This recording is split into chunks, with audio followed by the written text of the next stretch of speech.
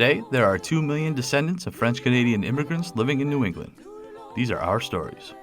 Welcome to the French-Canadian Legacy Podcast. Venez tous jeunes filles et garçons, je vais vous raconter l'histoire de notre immigration ici au USA, de grands aventuriers, de pays étrangers. Bonjour everyone, this is Melody and we're back with French-Canadian news. We'll start with exciting news from Fort Kent, Maine. Governor Janet Mills visited the Acadian Archives on August 15th. Governor Mills and the Maine State Library made a special announcement of 2 new initiatives to digitize historical records pertaining to Franco-Americans and Acadians in Maine. From the article, Governor Mills said, "People of Franco-American, including Acadian ancestry, are at the heart of Maine. I am proud to join the Maine State Library in announcing these projects, which will preserve their history for future generations. Going forward, anyone will be able to easily access these historical records online, protecting the original documents and supporting public education at the same time." Next up, there's a new blog post on Query the Past by Patrick Lacroix titled, "Debating Immigration in Ottawa, 5 Takeaways." 19th century immigration from Canada to the United States was not confined to only Quebec. Check out this post highlighting the federal debates in Ottawa that discuss this issue. Moving on to podcasts, Patrick Lacroix was recently on Le Café Show with Rudy Desjardins. Lacroix discussed his book Tout nous serait possible, une histoire politique des Franco-Américains. Check out the episode en français, of course, and learn more about Lacroix's book and perspective of Franco-American political history. Franco-American Pathways is back with a new episode. Check out episode 11, My Aunt Linda, Ma Tante Linda, a special Pride episode about the intersection of identity and Franco-American family history created by the Pathways team's spring intern Cora from Lewiston, Maine. Be sure to also check out the accompanying blog post to this podcast episode. Moving on to events, on September 6th from 5:30 p.m. to 7 p.m., check out Pret a Parler in person at Murphy's Tap Room and Carriage House in Bedford, New Hampshire.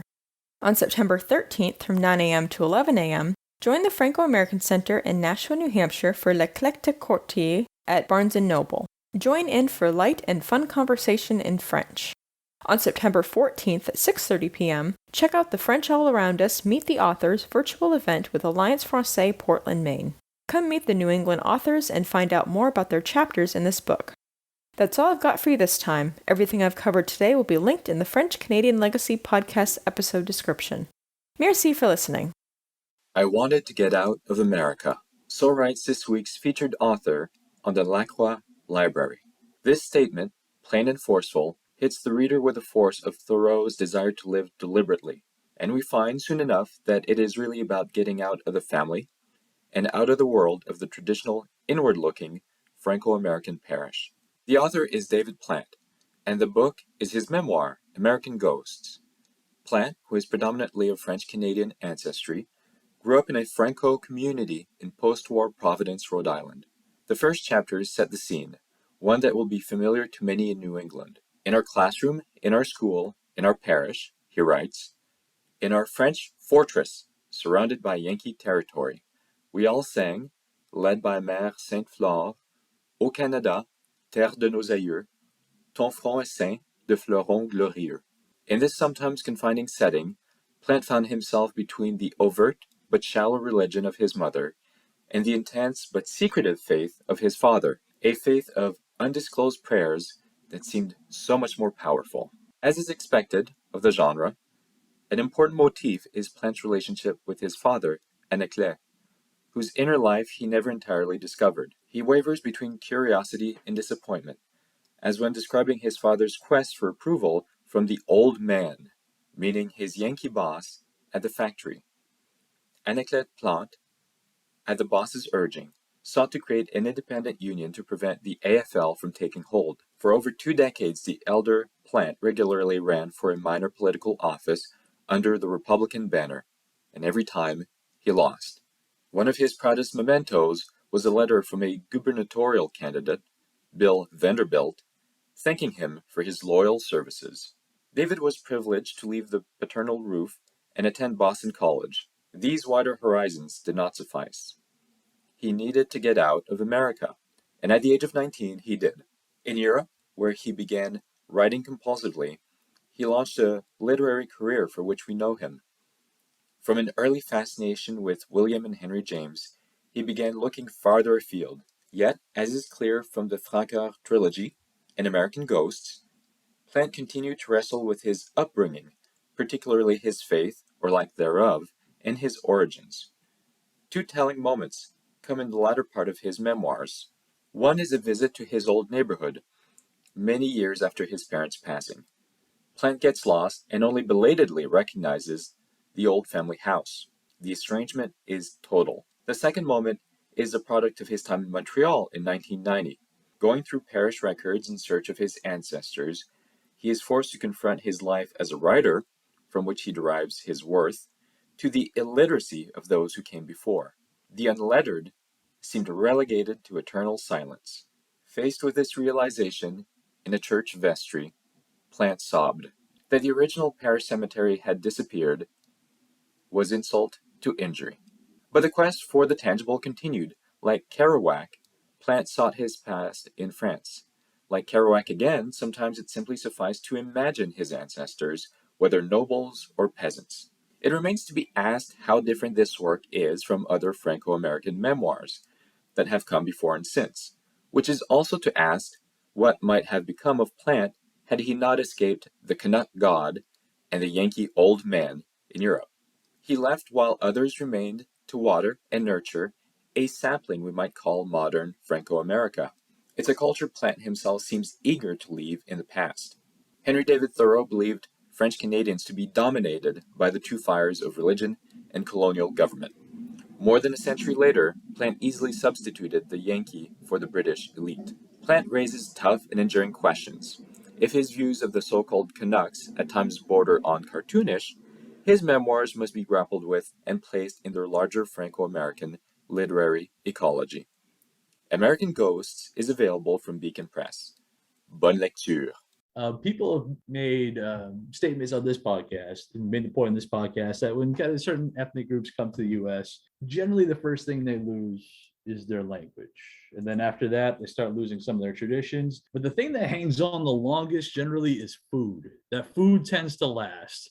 And and that reminded me of a place we have here in Manchester, what was, I guess, the closest thing we had to a true Little Canada area of town on the west side, a place called Chez Vachon. Still can get your pork pie, salmon pie, Chinese pie, your beans, gratin, crepes, pea soup, all that amazing magical stuff. Is there still a place like that in Lowell where I could go if I wanted to grab? Very, very much so. That is a good question, Jesse. Okay. Cody's Market Okay. on Salem Street in Lowell has been there for years and years and years. Changed hands at one or 2 points. And the last Franco owner, who was at an age where he had to get out of, Sure. working so many hours, sold it to some Vietnamese folks who learned the recipes for the pork pies, the gratin, That's awesome. Yes, they seem to be doing quite well. And they've added a few little Vietnamese items Sure. to the menu. So it's the kind of place where you walk in, you pick what you want. They deliver now via Grubhub and Uber Sure. Eats, etc. Yeah. So they are making a real go of it. And the Franco folks in Lowell and the beans that they That's make, important for the sure. original recipe, it's I like known that. as Cody's famous Lowell beans. Very nice. So, and they supply their beans to all kinds of organizations, obviously French organizations For or sure. people with French background, but people love the beans. And you can go into just about any diner in Lowell, and if you ask for the beans, it may vary. You'll have your choice of light or dark. Yep. And the light ones obviously are the Cody's beans. That's awesome. Very cool. Yeah. They are probably the last place like that, but there are still a number of diners and little corner stores particularly like in Pawtucketville or Sure. Centerville, where you can get the Cody's items, or you can sit down and, like traditional French local gathering spots.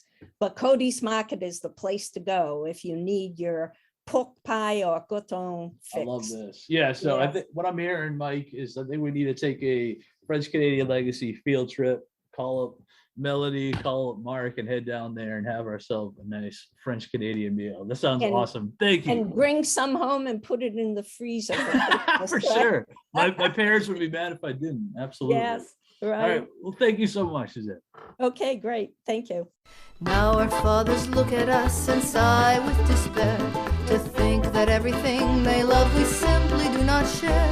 But the spirit never dies, our culture will survive. Each of us must choose how much to keep alive. Each of us must choose how much to keep alive. Special thanks to Josie Vachon for providing the music. You can find more about her at josievachon.com. This podcast was produced and edited by Mike Campbell. If you have any questions or comments, please email us at fclpodcast@gmail.com. You can also follow us on Facebook, Twitter, and Instagram at FCL Podcast for more information about the topics discussed. If you enjoyed the show, please subscribe and leave us a review on iTunes or wherever you listen to this episode.